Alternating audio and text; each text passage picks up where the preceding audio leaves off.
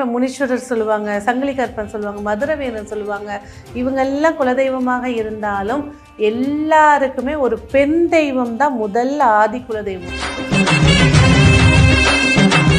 இப்போது புதிய அறிமுகம் ஆச்சி ஹோட்டல் சாம்பார் 50 கிராம் ரூபாய் 20 மட்டுமே. ஐப்பசி அமாவாசையும் கார்த்திகை மாச அமாவாசை, இந்த 2 அமாவாசையும் குலதெய்வத்தை போய் கும்பிட்டுட்டு வரணும். வாழ்ந்து இறந்து ஜீவனாக மாறிய தெய்வ அம்சம் கொண்டவங்க தான் குலதெய்வம். அந்த பேயின்றது யாருன்னா நம்மளோட குலதெய்வம் தான். முனீஸ்வரர்லாம் என்ன பிறவி எடுத்து வந்த குலதெய்வம். அந்த ஆன்மாவுடைய நிலையை பொறுத்து அவங்க தெய்வமாகறாங்களா இல்லை மோட்சம் அடைகிறாங்களா, அதுதான் இதில் இருக்கக்கூடிய சீக்ரெட்டான ஒரு விஷயம். நம்மளுக்கு இன்னமும் ஆன்மாவாக உயிர் வாழ்ந்து காவல் காக்கக்கூடிய தெய்வத்துக்கு கண்டிப்பாக படையல் போடணும். அரிசியும் பொட்டுக்கடலை அவல் இல்லாத படையல் அது ஏர்வையே ஆகாது. அந்த ஆடை வஸ்திர தானம் குலதெய்வத்துக்கு கண்டிப்பாக வருஷத்துக்கு ஒரு வாட்டி வழிபாடு பண்ணணும்.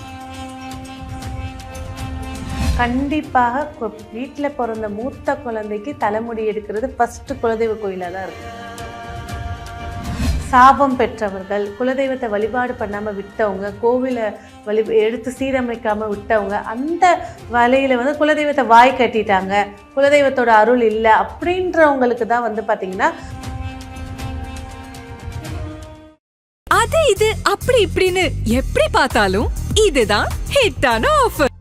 பக்தி கதைகள், பக்தி பாடல்கள் மற்றும் ஆன்மீக சொற்பொழிவுகள் மூலம் உங்கள் ஆன்மாவை தூய்மைப்படுத்துங்கள். இன்றைய ஆலய ஆப்பை டவுன்லோட் செய்யவும். ஆன்மீக கிளிட்ஸ் நேயர்களுக்கு அன்பார்ந்த வணக்கம். இந்த நேர்காணல்ல நம்ம கூட அஸ்ட்ராலஜர் ரேவதி ராஜேஷ் கண்ணா இருக்காங்க. வணக்கம்மா. வணக்கம். எப்படி இருக்கீங்க? நல்லா இருக்கு.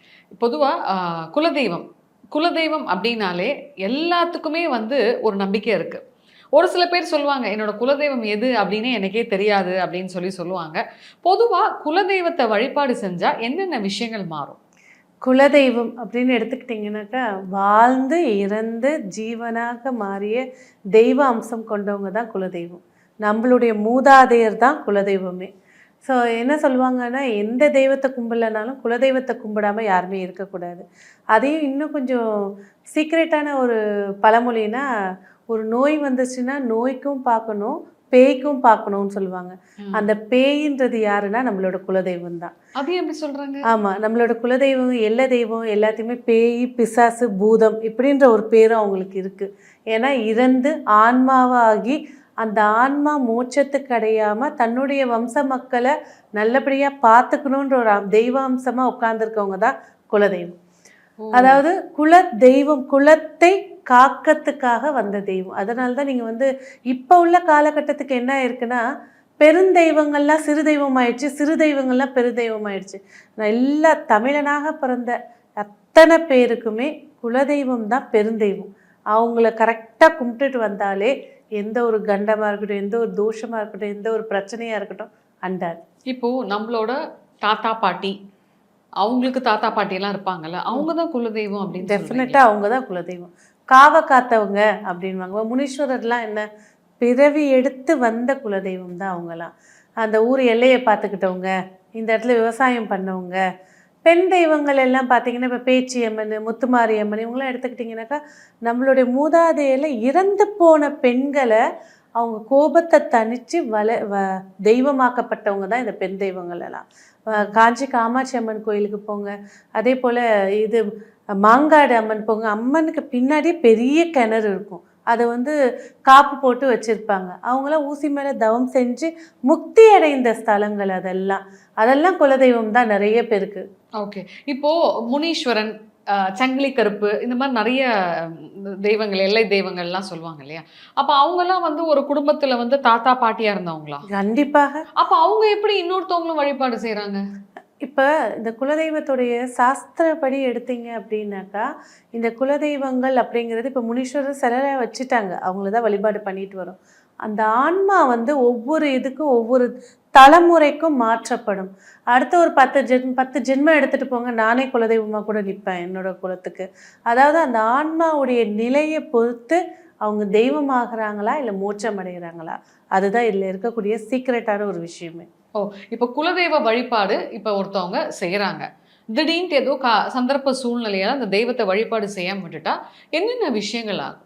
அவர்களுக்கு வர வேண்டிய நன்மைகள் தடைப்பட்டு நிற்கும். அதாவது குலதெய்வ வழிபாடு அப்படின்னு சொல்லக்கூடாது. ப்ரெசண்ட்டு ஸ்கூலுக்கு நீங்கள் நல்லா போனீங்கன்னா நல்ல மார்க் கிடைக்கும். லீவ் போட்டுட்டிங்கன்னா ஆப்சண்ட்டு இந்த இது ஒரு சாதா ஒரு 10th எக்ஸாம் +2 எக்ஸாமுக்கே நீங்கள் ஆப்சண்ட் நிறைய ஆயிடுச்சுன்னா எக்ஸாம் எழுத விட மாட்டாங்க. அதே போல் தான் குலதெய்வமும் வருடத்துக்கு ஒரு முறை அந்த குலதெய்வத்துக்கு எப்போ திருவிழா பண்ணுறாங்க, எப்போ வந்து வழிபாடு செய்கிறாங்களோ கண்டிப்பாக இவங்க போய் அட்டண்டன்ஸ் போடணும்.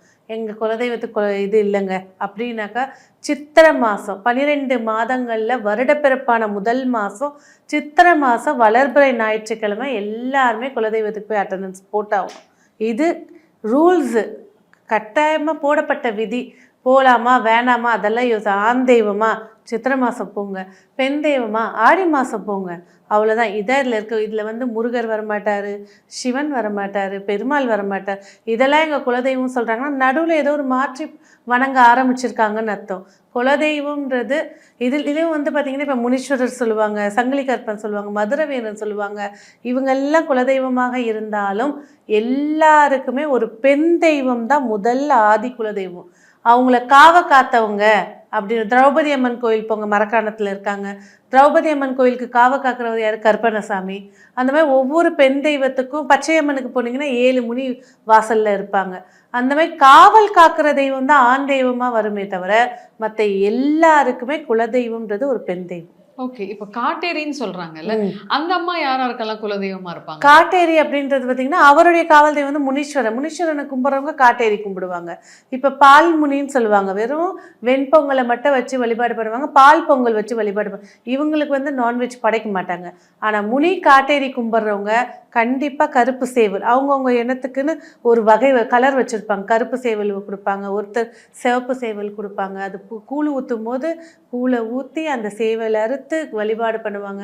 அந்த காட்டேரி கும்பிட்றவங்க வந்து அந்த வீட்டில் இருக்கக்கூடிய பெண்கள் மட்டும்தான் கும்பிடுவாங்க. அதில் ஆண்களுக்கு உள்ளே வரத்துக்கு அலோடு கிடையாது. ஸோ முனீஸ்வரனை வந்து வருஷம் கும்பிடுவாங்க. காட்டேரி வந்து பார்த்திங்கனாக்கா திருமணத்துக்கு முன்னாடி, கர்ப்பிணியாகி குழந்தை பெற்றதுக்கு அப்புறமா, இந்த 2 இதுக்கு மட்டும்தான் கும்பிடுவாங்க. ஓகே, இப்போ இன்னொரு ஒரு விஷயம், அதாவது வந்து பார்த்தீங்கன்னா குலதெய்வத்தை வழிபாடு செய்யலைன்னா சில பிரச்சனைகள் வரும் அப்படின்னு சொல்றீங்க இல்லையா? இப்போ நிறைய மதத்தாளுங்களுக்கு வந்து குலதெய்வமே இருக்காது. உதாரணத்துக்கு முஸ்லிம்ஸாக இருக்கட்டும், கிறிஸ்டியன்ஸாக இருக்கட்டும், அவங்களாம் இந்த குலதெய்வத்தை நம்ப மாட்டாங்க. இன்னொன்று இந்துவிலேயே வந்து பார்த்தீங்கன்னா நிறைய பேருக்கு தன்னோட குலதெய்வமே எதுன்னு தெரியாது. ஸோ அந்த மாதிரி இருக்கிறப்போ என்ன பண்ணுறது? அதாவது இப்போ முஸ்லீம்ஸ் இருக்காங்க அப்படின்னு பார்த்தீங்கன்னா, நம்ம வந்து பார்த்திங்கன்னா இப்போ செவ்வாய் வெள்ளிக்கிழமை சாமி கும்பிடுவோம், வீட்டில் டெய்லி விளக்கேற்றுவோம், இதெல்லாம் செய்வோம். ஆனால் முஸ்லீம்ஸ் வந்து கட்டாயமாக ஒரு நாளைக்கு 5லேருந்து 7 முறை தொழுகை பண்ணுவாங்க. அவங்களுடைய குலதெய்வம் என்ன அப்படின்னு பார்த்தீங்கன்னாக்கா, அந்த கடைசியாக யாத்திரை செல்வாங்க. அங்கே போய் அந்த நபிகள் நாயருடைய ஜீவசமாதியை வழிபாடு செய்தது தான் அவங்களுடைய மிகப்பெரிய ஒரு வரப்பிரசாதமே. ஆனாலும் அவங்களுடைய முறையில் வந்து பார்த்திங்கனாக்கா, இந்த ரம்ஜான் வரத்துக்கு முன்னாடி ஃபுல்லாக சாப்பிடாமல் இருந்து விடிய காலையில் 4 மணிக்கு சாப்பிட்றது, அவங்களுடைய பாரம்பரிய முறைகள் என்னவோ அதை கரெக்டாக கடைப்பிடிச்சிட்டு வருவாங்க. அதில் தொழுகலை அப்படின்னாக்கா அவங்கள மன்னிக்கவே மாட்டாங்க. பெண்கள் இப்போ வந்து மசூதியில் போய் ஆண்கள் தான் பண்ணுவாங்க, பெண்களுக்குன்னே ஒரு மாசு இருக்குது, அங்கே போய் பண்ணுவாங்க. ஸோ அவங்களுடைய வழிமுறையை அவங்க பர்ஃபெக்டாக இருக்காங்க. இதே போல் கிறிஸ்டினில் எடுத்தீங்க அப்படின்னு பார்த்தீங்கன்னாக்கா, கண்டிப்பாக இந்த கிறிஸ்மஸ் வரக்கூடிய நாட்கள் எல்லாமே இரவு பூஜைகள், அவங்க இரவு வழிபாடுகள், அவங்களுடைய விஷயத்தில் வந்து நிறைய உபதேசங்கள் இருக்கும். மக்களுக்கு வந்து எப்படி திருத்தணும், மக்களுடைய வாழ்க்கை நிலை எப்படி இருக்கணும், பாடல்களாகவும் இசைகளாகவும் அவங்களுடைய வழிபாடு முறைகள் இருக்கும். அவங்களுடைய இதுலேயும் டிவிஷன்ஸ் இருக்குது. இப்போ அது இந்த கிறிஸ்டின்ஸ்க்கு வந்து கண்டிப்பாக எப்படி சொல்லலாம் அப்படின்னு பார்த்தீங்கன்னா, ஒரு குழந்தை பிறந்தாலும் ஞானஸ்தானம் பண்ணுவாங்க. அது எந்த சர்ச்சில் பண்ணாங்களோ அதுதான் அவங்களுடைய ஆதி சர்ச்சு. அந்த சர்ச்சுக்கு அவங்க கண்டிப்பாக வருஷத்துக்கு ஒரு வாட்டி போயிட்டு அவங்களோட ப்ரேயரோ இல்லை வழிபாடோ கண்டிப்பாக செய்யணும். இந்துக்களில் வந்து பார்த்தீங்கன்னாக்கா, கண்டிப்பாக இந்துவாக பிறந்துட்டாங்கன்னா குலதெய்வம்ன்றது நிச்சயமாக உண்டு. இதில் சாபம் பெற்றவர்கள், குலதெய்வத்தை வழிபாடு பண்ணாமல் விட்டவங்க, கோவிலை எடுத்து சீரமைக்காமல் விட்டவங்க, அந்த வலையில் வந்து குலதெய்வத்தை வாய் கட்டிட்டாங்க, குலதெய்வத்தோட அருள் இல்லை அப்படின்றவங்களுக்கு தான் வந்து பார்த்திங்கன்னா ஒரு 2 ஜென்ரேஷன் அப்போ எங்களுக்கு குலதெய்வம் என்னன்னு தெரியாது, எங்கே இருக்குதுன்னு தெரியும். ஏன்னா இப்போ உள்ளதில் வந்து பார்த்திங்கன்னா வெத்தலை பிரசனம், சோழி பிரசனம்லாம் போட்டு குலதெய்வம் எங்கே இருக்குது எப்படி இருக்குதுன்னு நம்ம சொல்லிடலாம். ஆனால் அவங்களுக்கு அந்த பிராப்தம் இருந்தால் தான் இந்த ஜென்ரேஷனுக்கு அது கிடைக்கும். இல்லையா அதுக்கு அடுத்து பேரன் பிறக்கிறேன் பேத்தி அவங்களோட ஹாரோஸ்கோப்பில் இருந்தால் தான் எடுத்து அவங்க போய் வழிபாடு செய்ய முடியும். அது வரைக்கும் அந்த தெய்வம் உக்கிரமாக தான் இருக்கும். இவங்களுக்குன்னு வர வேண்டிய விஷயங்களில் தடைகளை தான் ஏற்படுத்திட்டு இருக்கும். ஓகே. இப்போ குலதெய்வத்துக்கு வருஷத்துக்கு ஒரு தடவை போய் பொங்கல் வைப்பாங்க, படையல்லாம் போடுவாங்க இல்லையா? இப்போ அது ஏன் பண்றோம்? பண்ணாம விட்டா என்ன ஆகும்? படையல் அதாவது படையல்ன்றது குலதெய்வத்துக்கு கண்டிப்பாக உண்டு. ஏன் பண்ணுறோம்? மாதம் மாதம் அமாவாசை அன்னைக்கு பித்ருக்களுக்கு படையல் போடுறோம். தை அமாவாசை, ஆடி அமாவாசை, புரட்டாசி அமாவாசை எதுக்கு பித்ரு தர்ப்பணம் பண்ணுறோம்? அதெல்லாம் ப்ரெசண்ட்டாக இருக்கிறது போல் நம்மளுக்கு இன்னமும் ஆன்மாவாக உயிர் வாழ்ந்து காவல் காக்கக்கூடிய தெய்வத்துக்கு கண்டிப்பாக படையல் போடணும். அதில் முதல் விஷயம் வந்து அரிசி பொட்டுக்கடலை, இதுதான் மெயின். நீங்கள் நான்வெஜ்ஜை படைங்க, பலி கொடுங்க, எது வேணால் செய்யுங்க. அந்த அரிசியும் பொட்டுக்கடலை அவல் இல்லாத படையல் அது ஏர்வையே ஆகாது. நிறைய குலதெய்வ இடத்துல வந்து பார்த்திங்கன்னா சில வித்தியாசமான பூஜைகள்லாம் இருக்கும். அதெல்லாம் வந்து அந்த தெய்வத்துடைய அம்சத்தை நிறைஞ்சது. இந்த தெய்வம் இந்த இடத்துல காட்டுக்கு போச்சு, இப்படி வாழ்ந்துச்சு, இப்படி கஷ்டப்பட்டுச்சு, இங்கே வந்து இறந்துட்டாங்க, இங்கே வந்து தீக்குளிச்சிட்டாங்க. இப்போ சேலையம்மன் கதையை பார்த்தீங்கன்னாக்கா அந்த சேலையம்மன் வந்து அந்த ஒரு கதையில் அவங்களுடைய குடும்பத்தில் ஏற்பட்ட ஒரு பிரச்சனைனால குடிசைக்குள்ளே போய் தீ வச்சுக்கிட்டாங்க. அதனால் அந்த பெண்ணை எடுத்து குலதெய்வமாக எடுத்து கும்பிடலைன்னா அந்த கன்னிப்பெண்ணோட சாபம் அந்த வம்சத்தை அழிச்சிடும். அதனால் அவங்க தெய்வமாக்கி வழிபாடு பண்ணாங்க. அதே போல் தான் குலதெய்வத்துக்கு வந்து படையல் போடுறது அப்படின்றது வந்து எப்படி நம்ம பித்ரு தர்ப்பணம் நம்ம மூதாதையருக்கு கொடுக்குறோமோ நம்ம காக்கிற தெய்வத்துக்கு கண்டிப்பாக கொடுக்கணும். அதுலேயும் உயிர் பலி கொடுக்கறது அப்படிங்கிறது என்னென்னா, இந்த வருஷத்துக்கு என் குடும்பத்தில் யாருக்கும் எந்த ஆரோக்கிய பிரச்சனையோ, கடன் பிரச்சனையோ, எதிரிகளால் துரோகங்களோ, பஞ்சாயத்துகளோ, உயிர் பலியோ, கண்டங்களோ இருக்கக்கூடாது, உனக்கான காணிக்கையை நான் செலுத்திட்டேன் அப்படின்னு சொல்லி செய்கிறது தான் அந்த உயிர் பலி கொடுக்கறது. என்னென்ன விஷயங்கள் வந்து குலதெய்வத்துக்கு நம்ம வழிபாடு செய்யும் போது வச்சா இஷ்டமாவாங்க? அது இப்போ முனீஸ்வரருக்குன்னா சாராயம் வைப்பாங்க. பாண்டி முனி அப்படின்னு எடுத்துக்கிட்டிங்கனாக்கா சாராயம் வைப்பாங்க. சேலையம்மை எடுத்துக்கிட்டிங்கனாக்கா அவங்களுக்கு ஒரு ரவிக்க துணிக்குள்ளே ஒரு ரூபாய் வச்சு வைப்பாங்க. சிலர் பெட்டிக்குள்ளே வந்து புடவை வச்சு வழிபாடு பண்ணுவாங்க. ஒவ்வொரு குலதெய்வத்துக்கும் ஒவ்வொரு வகையான வழிபாடுகள் இருக்கும். இப்போ பச்சையம்மான்னு பார்த்தீங்கன்னா 7 ஆண் தெய்வங்கள் இருப்பாங்க.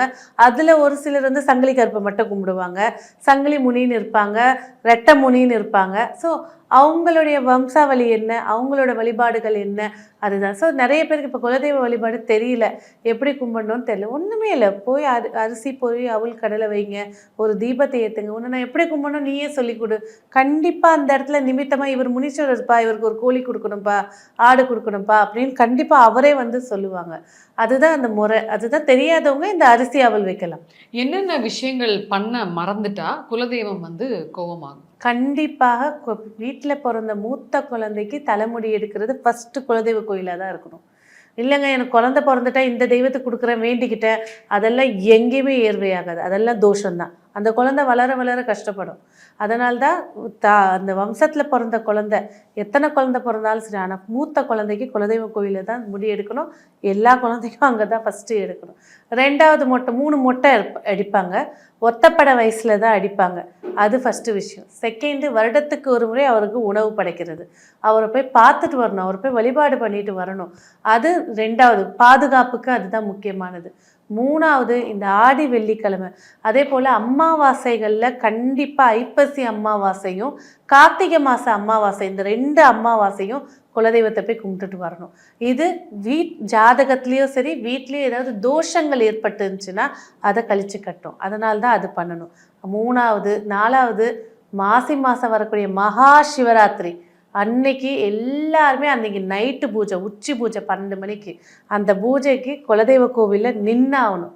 இதெல்லாம் இப்போ நிறைய பேருக்கு இல்லை. நிறைய பேர் கோவிலை வந்து 10 மணிக்கே மூடிடுறாங்க. எங்கள் குலசாமி கோவில்லாம் வந்து நைட்டு 1 மணி வரைக்கும் மணி அடித்து ஆடி படையலை போட்டு வழிபாடு பண்ணி சாப்பாடு சாப்பிட்டுட்டு வருவாங்க.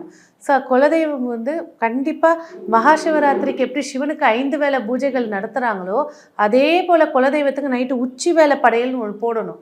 அதை கண்டிப்பாக அந்த குலத்தை சேர்ந்தவங்க போய் ஏதாவது சமையலை கொடுத்தாலும் சரி, இல்லை அதுக்கு உண்டான காணிக்கையை கொடுத்தாலும் சரி, என்கிட்ட காணிக்கலாம் இல்லை, போய் கையெடுத்து கும்பிட்டு நிற்கணும்.